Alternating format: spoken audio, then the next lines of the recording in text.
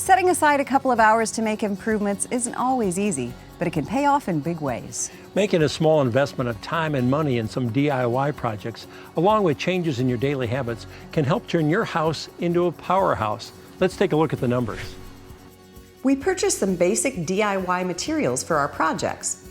While prices can vary from place to place, these are generally the prices for these items without tax.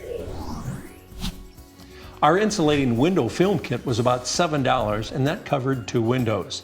Add some weather stripping material for a total of about $15 for both.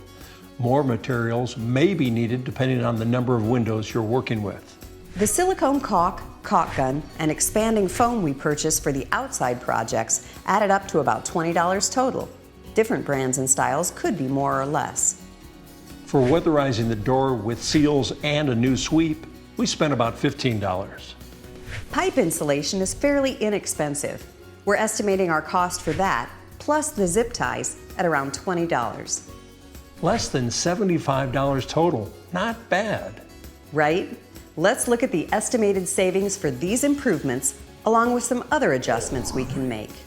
Installing weather stripping and caulk around windows and door frames could save you nearly $150 per year.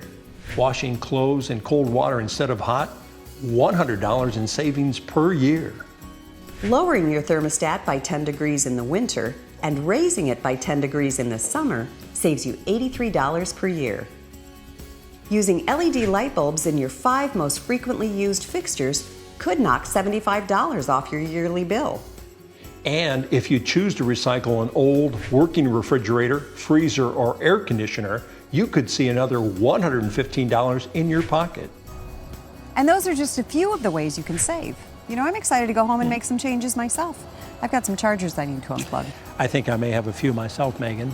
And if you'd like to learn more about energy saving and dollar saving steps to bring your powerhouse to peak performance, visit our website at powerhousetv.com.